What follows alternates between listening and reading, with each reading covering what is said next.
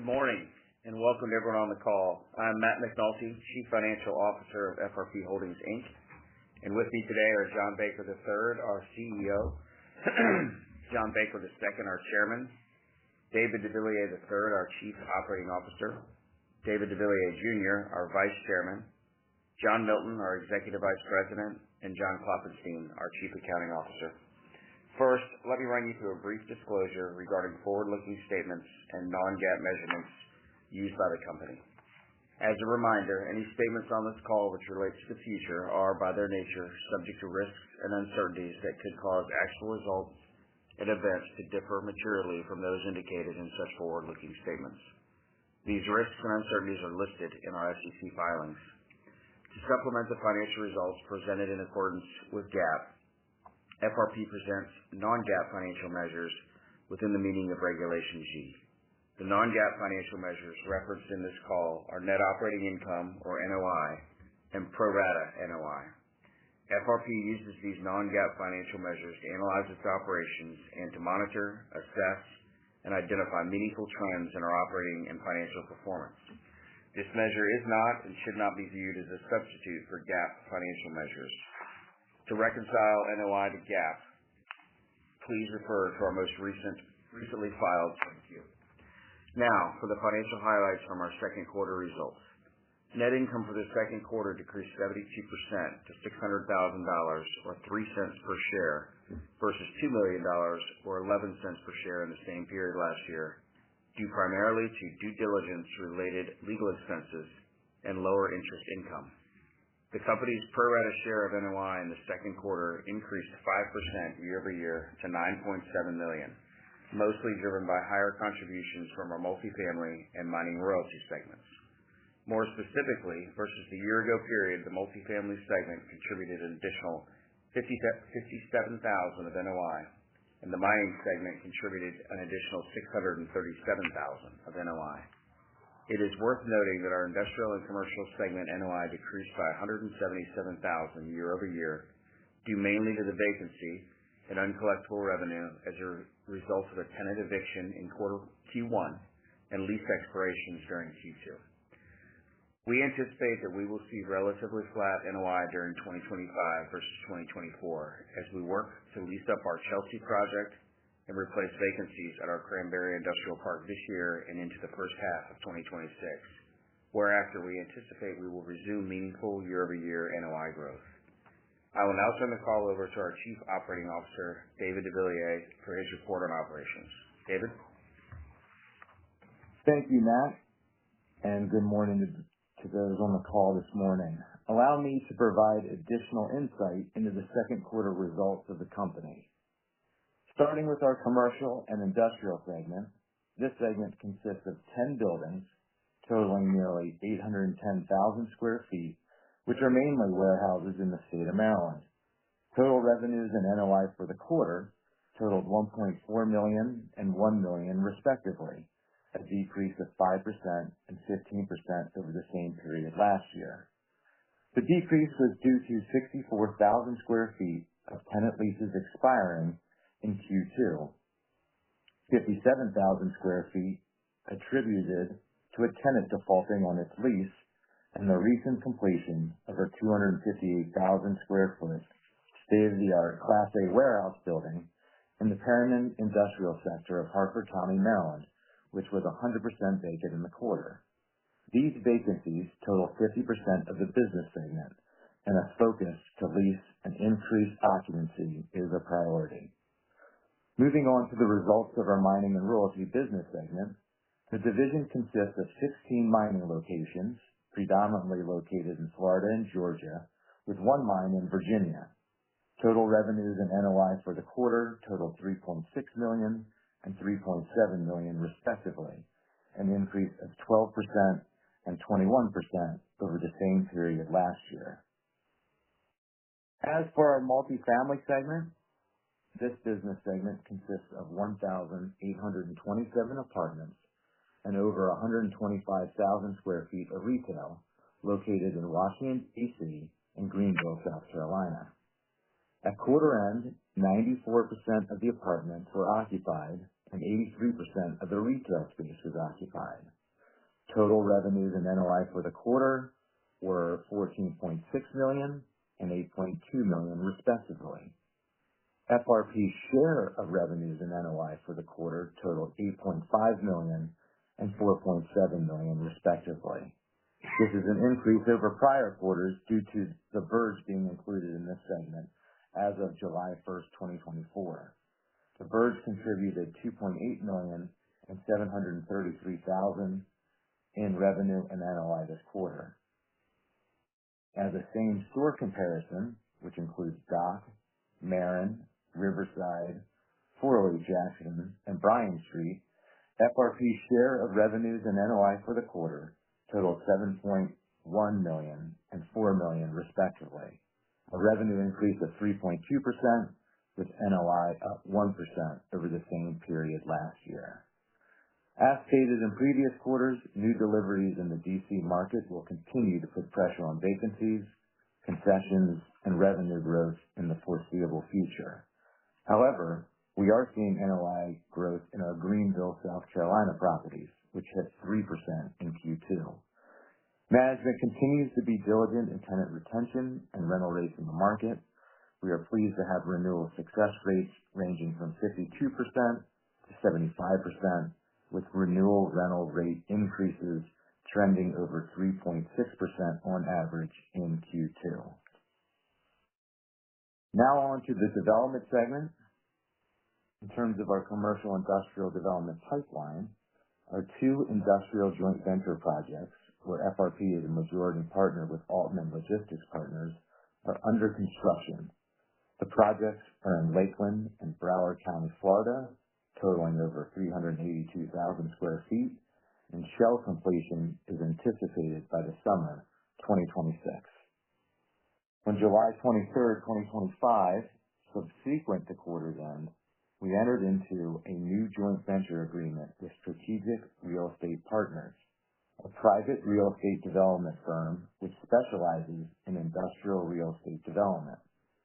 We plan to break ground and develop over 375,000 square feet in two buildings in Lake County, Florida, near Orlando, with options for investment in additional industrial development on adjacent properties in the future.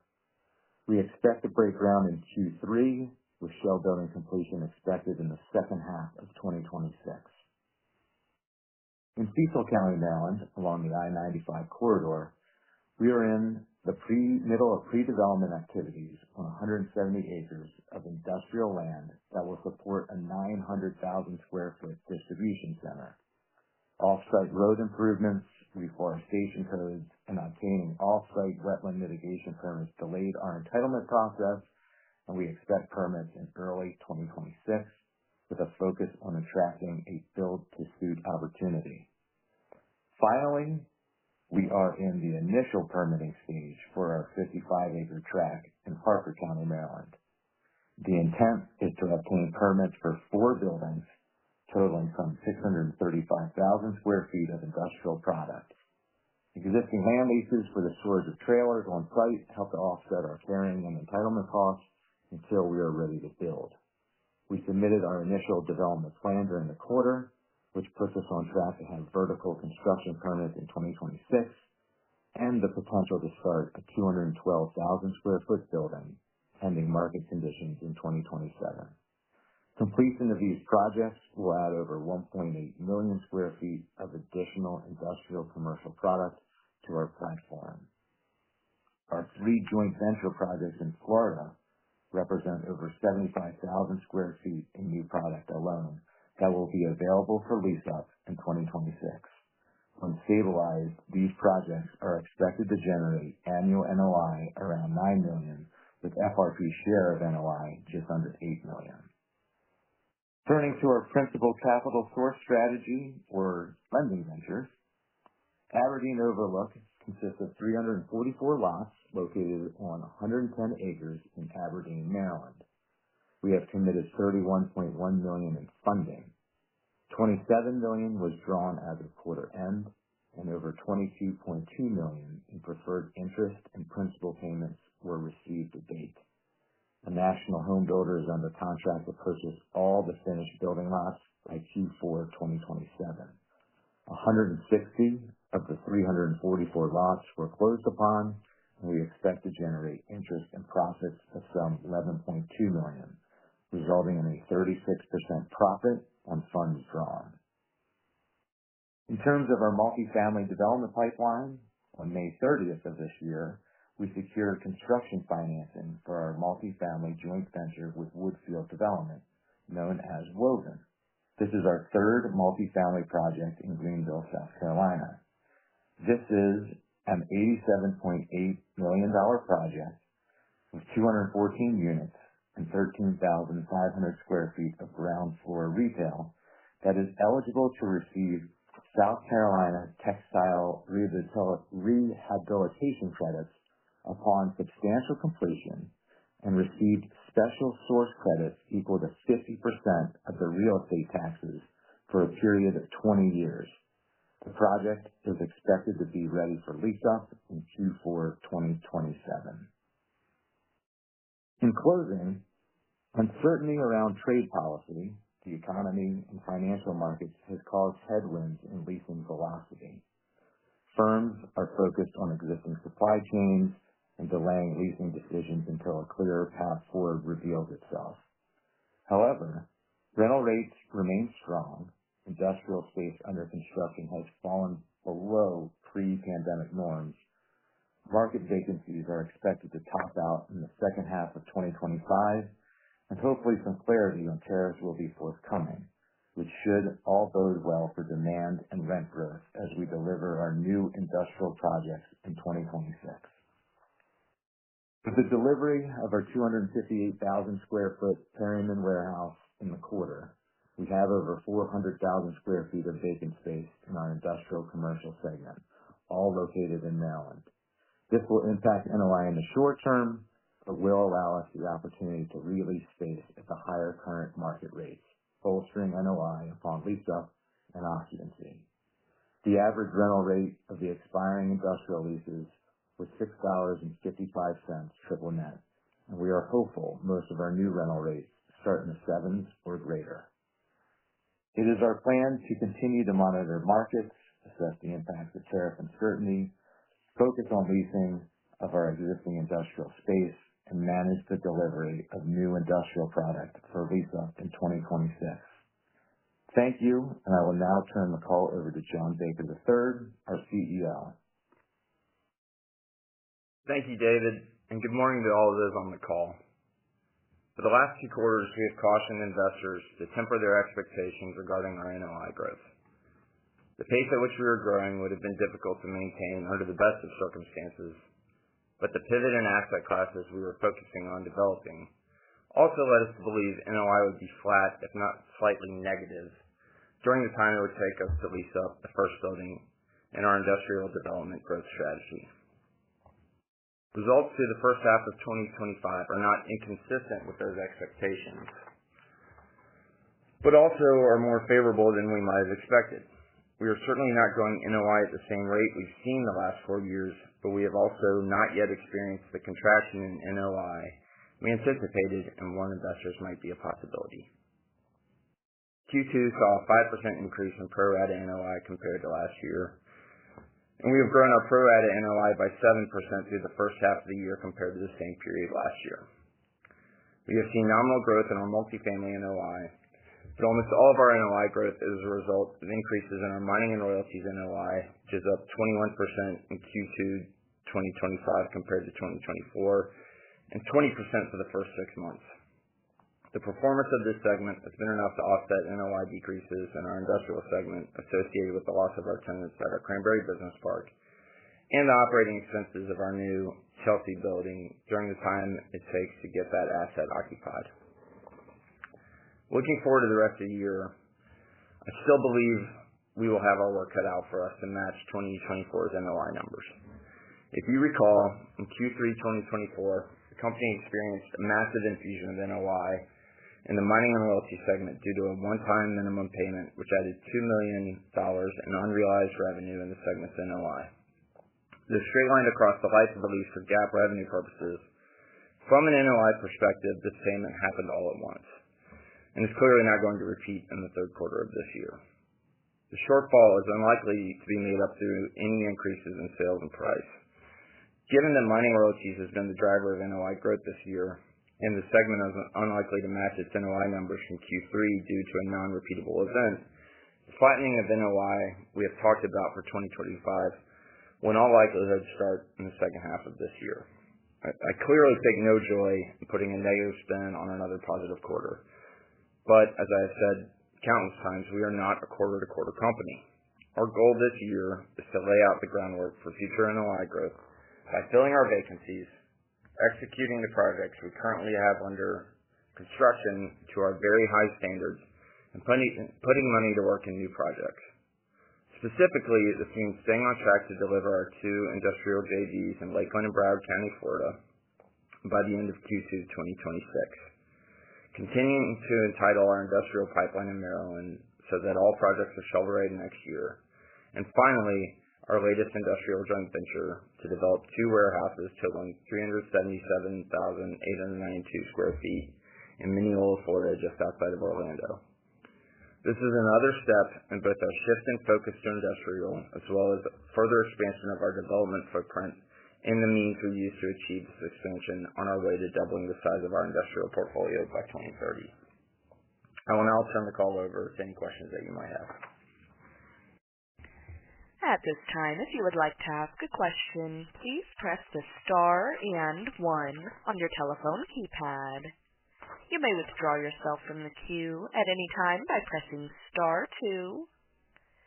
Once again, to ask a question, that is star and 1. We'll pause a moment to allow any questions to queue.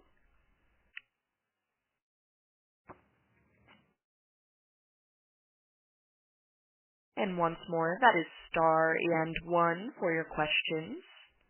We'll take a question from David Foley with Estabrook Capital Management. Your line is open. Good morning.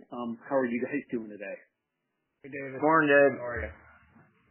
Good, thank you. Quick question. It looked like in the quarter you spent a fair amount of money on legal you refer to a potential new investment. I know you probably can't speak too much about that, but is that a shift in strategy of what you're doing in terms of perhaps looking at something that's a little larger to go and buy, or is that sort of a process type thing, or what's sort of the thinking around that, I guess? Thank you. Dave, it's not a shift in strategy, and you have kind of hit the nail on the head in terms of what we can and can't talk about. All we can say at this time is that we are pursuing a business opportunity, and those legal expenses are related to it. Okay. Seems like a big one. Your words. Thanks.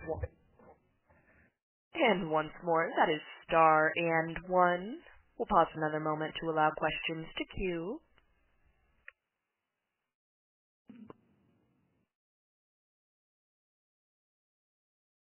And it does appear that there are no further questions at this time. All right. Well, we appreciate all those who joined us on the call and listening after the fact, and obviously appreciate your continued interest and investment in the company. And we conclude the call at this time.